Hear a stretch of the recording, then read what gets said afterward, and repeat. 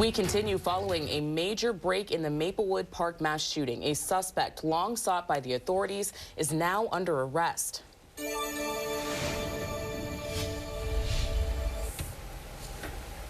We have team coverage tonight. A Rochester man charged in connection with last summer's horrific attack at that community barbecue. Good afternoon. I'm Karen Edwards. And I'm Lowell Rose in for Matt. The hell of gunfire killed 2 people and injured 5 others. 2 of the victims, Tyasia Manning and Phylicia Council, did not survive. Then today, nearly 7 months later, 21-year-old Niger Johnson was nabbed by U.S. Marshals at his grandmother's house in the 19th Ward. Police say Johnson fired a gun during the Maplewood Park attack, but is not accused of shooting any victims. 13 WHAM's Carly Miner begins our coverage tonight. Carly. Karen Lowell, police say the shooting began when 4 or 5 people who were younger than the majority of the crowd showed up with what police say was bad intent. On the evening of July 28th, our community experienced an unforgettable tragedy. Hundreds of community members were enjoying a cookout at Maplewood Park on July 28th when their music was interrupted by nearly 50 gunshots. As a result of the dozens of shots fired, 7 people were wounded, including Tyasia Manning and Phylicia Council, who succumbed to their injuries and lost their lives. The Rochester Police Department met with reporters Friday to discuss the first public arrest in the mass shooting investigation, 21-year-old Niger Johnson.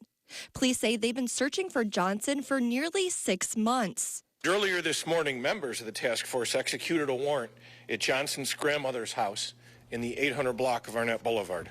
Officers located Johnson inside the house and safely took him into custody.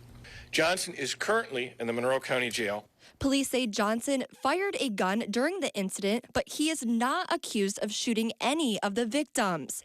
Johnson is charged with reckless endangerment and criminal possession of a weapon. He is set to be arraigned Saturday. While we are happy to have this one individual in custody, we still need to continue to keep our feet on the gas until all of the individuals responsible for the heinous act that took place on July 28th are brought to justice. Police say most, if not all, 16 people who had guns at the scene that Sunday have been identified. We need to make sure that they know that there will be no safe place for them to try to hide. They need to be brought to the light, but more importantly, they need to be able to be brought to justice. Now, the shooting remains under investigation. Anyone with information on this case is asked to call Crime Stoppers at 423-9300. Karen? Carly, thank you. We continue our team coverage with 13 WHAM's Stephen Pappas, who has reaction from the father of one of the victims in the shooting. Stephen, it sounds like it was a very emotional time for the family. What can you tell us?